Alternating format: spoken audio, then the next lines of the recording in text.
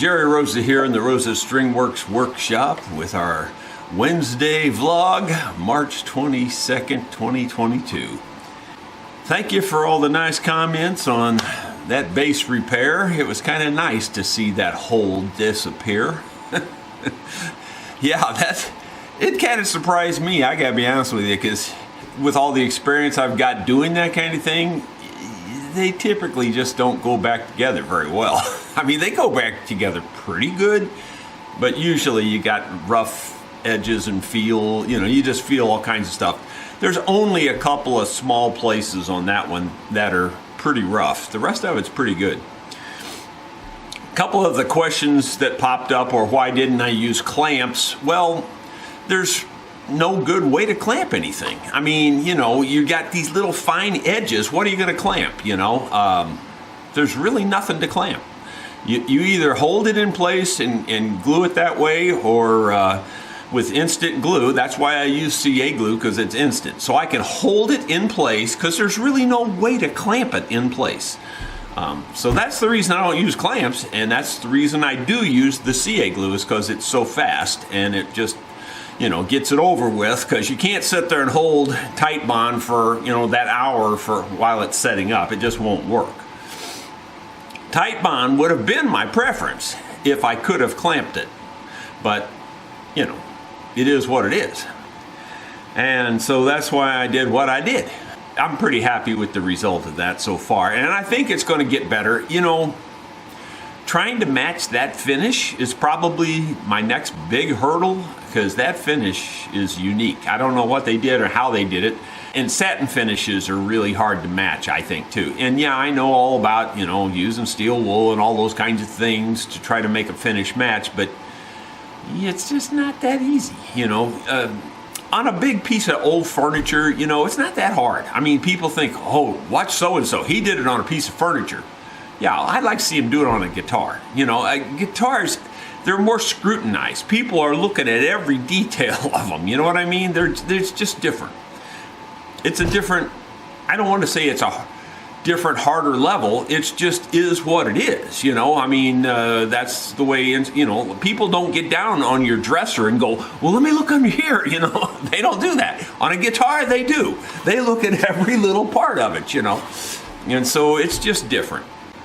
I did think of one more point that people were bringing up about that bass, and that is that it looked to them like the bridge was slightly loose. And I do agree with you there. I first thought that looseness was from the damage incurred.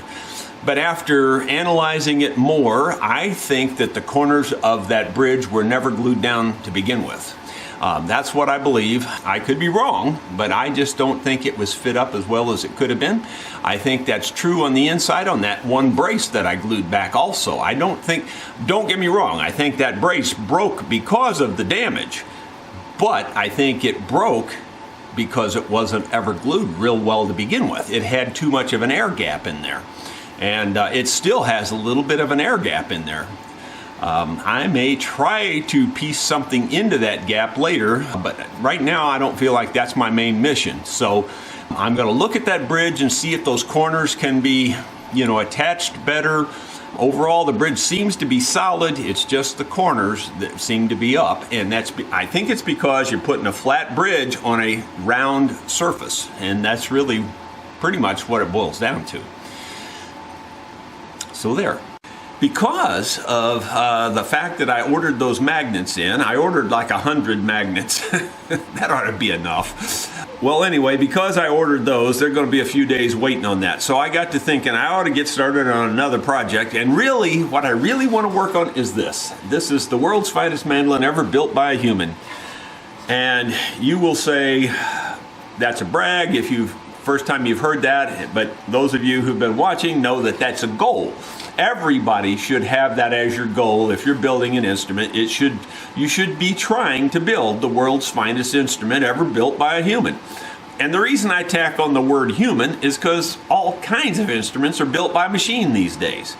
I'm not trying to compete with a machine. I'm trying to compete with humans. Where I left this off is that I you know, had to recarve pretty much this whole area and pretty much this whole area because I had left it thicker than the binding, the edge of the binding. So I had to recarve it, and then that, you know, that all, when you recarve something, it all fans out, you know, so I had to recarve all of these detailed areas and all of this detail, and yeah, anyway. It's better to remove wood though than it is to try to put it back on. So, you know, at least I didn't have it too small. That would have been much worse. But because of that, I had to take out some trim or some of that small purfling that I had all the way up in here. So I had to remove all that, which kind of sucked.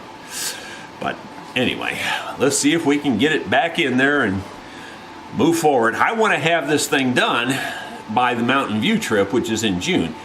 Yeah, that's a tight schedule for me. I'm going to have to really work hard to get that to happen, and I really want it to happen. Well, you know, I'm not going to film a whole lot of this because it's just super detailed and you can't hardly see what I'm doing anyway. But first thing I'm going to have to do, I guess, is get the heating iron going and bend me a new piece of purfling for this area right here. So I'll get that going. While I'm waiting for the heating iron or the bending iron, whatever you want to refer to it as, to heat up, I noticed there's a little bit of a high spot in this coming around this corner here. So I've got a square file to just kind of knock that down a little bit to try to get rid of that hump and make it blend better. This is, you know, it's very difficult to do something like this. This extra binding is really a lot of work, especially with all the curves. As a tip though, for anybody doing binding work, and especially on something this curvy, is to take a flat file and go around the edges of all your binding areas like this. And the reason for that is, even though you did it with the router, you'll be surprised the things that you'll clean up, and as you're doing that, you'll be surprised how you'll see flat spots and things, and you can blend those out of there with a flat surface file. Yeah, I've actually seen several places here that I've cleaned up already. You'd be surprised what you can do with a file on stuff like this. It doesn't seem like it would work, but it does. Yeah, that looks better. It looks more blendable now. So I've got a little piece of this purfling here, and you know, I made this purfling. This is walnut. I think it's Osage orange in the middle and walnut on the outside edges, and that's what I'm using to go around this on the inside of the shell. It's time to bend this little piece of purfling first. I'm going to go around this first curve coming out to this body point from back here. So in other words, from back here around to this first point. And we'll see if it works. We're up to about 400 degrees on the heater. It's actually 396, so we're getting close. Now that's Fahrenheit. I have a real tiny piece of tin to help me try to bend this. This is going to have to be a pretty steep bend. Afraid I'm going to crack it. And here it's sizzling, so I know this is pretty hot. I have 3 layers here, as you can see on my bender. And that allows me to get different radius bends. Trying to keep the water on it and trying not to put too much pressure on it too fast so that I can actually get it to bend instead of break. What it looks like so far. Not too much of a bend yet. Just not that easy. It does not want to bend, I can tell you. And I'm pulling on the metal, not the wood so much. The metal is what spreads the stress out. If you pull on the wood, I guarantee you, guarantee you will break it. If you pull on the metal, you'll still break it a lot. But you have a chance of making it with pulling on the metal. I got it bent pretty good, but unfortunately it's separated on the end here, so I'm going to try to bend a little further back to get rid of some of that separation. And you basically hold it there till it kind of dries. And then once you do that, you can see there, it bent pretty well. And it looks like the bend's going to match what I need it to match fairly well also, which is always a good thing. And it looks like I'm done with that bend. So I'm going to set that one aside, and I'm going to try to bend the next piece while I've got the iron hot. It's going to be a little tricky on this one, because this one's got a lot more bends to it. Well, I already messed up. I got a little too aggressive too fast. So I'm just going to clip off the end here and start over. Yeah, it's easy to get a little too aggressive with this wood binding. In fact, you really can't get very aggressive with it at all. Especially until you get it started bending pretty good.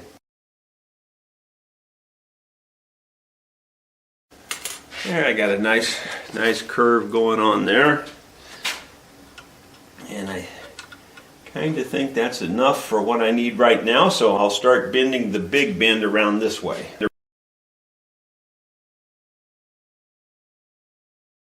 On these larger bends, I work on both sides of the piece because I feel like that helps stretch the wood a little bit. It's never simple. Ouch! Just touch the hot iron. That's not advisable. Don't do that. I would recommend you don't do that.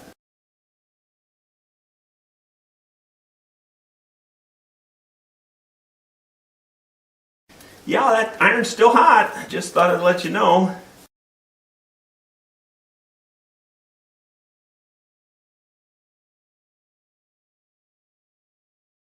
Hold it there till I kind of hear the steam quit steaming, then I take it off of there. Okay, so this is the piece I just bent, and now I need to kind of cut it to length, and I'm going to try to give myself a little extra.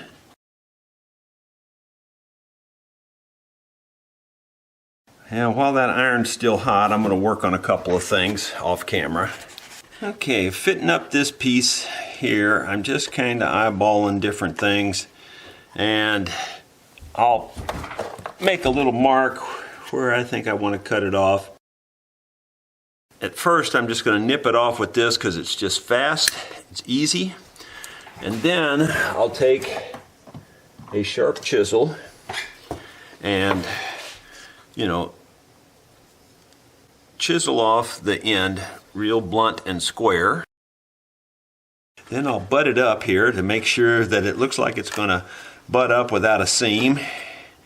And that's what it looks like already. I've got these little map pins. I've thought I'd try them this time instead of the longer pins because those long pins, they bend so easy. And I thought maybe these shorter map pins would maybe not bend so easy. Of course, they're shorter, harder for me to handle, but I'm thinking they might work better if I can handle them. And the truth is, they're hard to handle with my sore hands. Maybe not. You know, I kind of like to use those. They're sturdier, but I'll go back to these because I'm having trouble holding on to those and getting them to do their thing. So let's try this and see if this works better. Well, they don't like to stay in there today for some reason. You know, if they just cooperate, that would not hurt my feelings at all. Well, some days you win and some days not so much. Right now, not so much. I didn't have this trouble the first time when it worked nearly perfectly. And then I had to tear it out. Of course, it would work nearly perfect. These pins are just not even sticking in this wood today. There must be something. There must be something going on. I mean, oh my gosh. Yeah, it's just not cooperating. Why is this not working? Going to have to use a different strategy. You know, when you can't get something to work, you just got to change your strategy. All right, I've got this first little bit in there, so while it's in there, I'm going to go ahead and tack it in place, and then that way it can't move on me. All right, well that ought to lock that in place where I don't have to deal with that coming loose. And now I ought to be able to move along and make the rest of it work.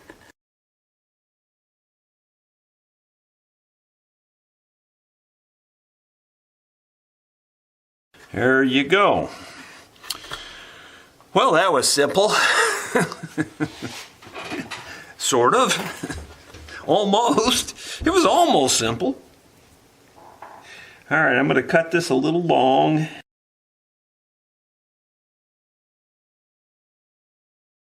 This came unglued, unfortunately, again. It would have been nice had that not happened, but it did.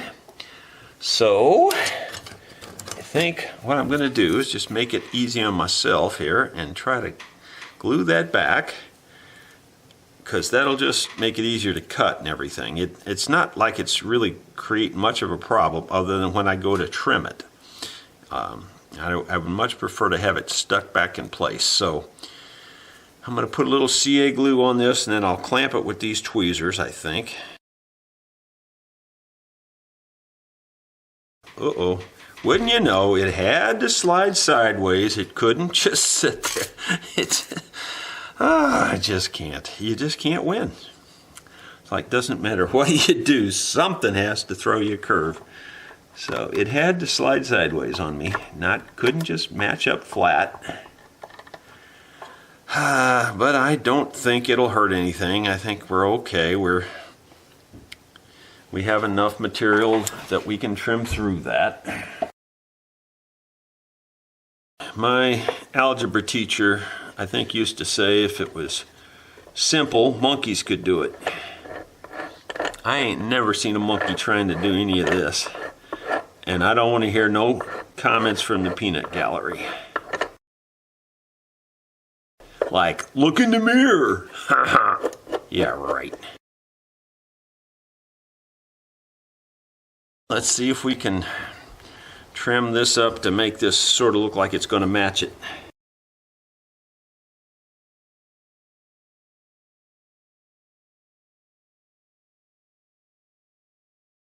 Yeah, if anything, they're both a little long. Boy, I wish I didn't have to cut them off because they're looking good.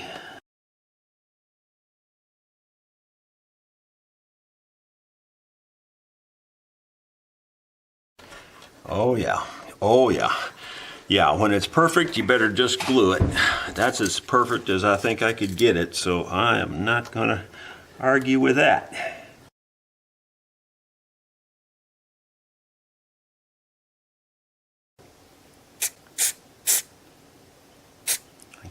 And if I could just hit the spot I'm aiming for with the spray, wouldn't have to waste that high-dollar stuff. Anybody who knows, they don't give this stuff away. Okay, well, guess what? We're back to among the living there. Don't know how much you can see with my thumb in the way, but I don't have many options here and no more hands to try to move anything. So I'm holding this as good as I can down in there, and I'm going to get the CA glue on this too real quick, and hopefully, well, You know, you always want it better, and it's not good enough. It's kind of giving up here. Trying to get it tighter.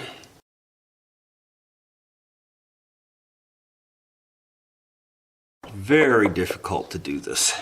There's just so many forces you can't hardly imagine. They're all pulling in a different direction, and everything that's pulling is not good for what you're trying to do. It just doesn't want to cooperate. It's hard to explain. It almost feels like it has its own mind going, nope, nope, nope, nope. We're not going to do that, and we're not going to do this, and we're not going to do that.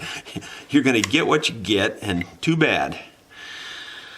That's kind of the way it seems like these things can think, but obviously they don't have a brain, but it sure seems like they do. Okay, the way I'm going to do this is this inner purfling is going to come to a point right here, and the shell and the outer binding is going to go through the whole thing. That's my vision. I may, when I get to it, go, oh, my vision wasn't very good. You know, I mean, there's always that chance. I think it'll work because I believe I've done it similar to this in the past. Maybe this one's a little more refined in my vision because I've done this in the past. But anyway, that's my idea. Well, I think for today, I'm going to leave it right there, my friends. Keep the video shorter today because yesterday took up too much of my time.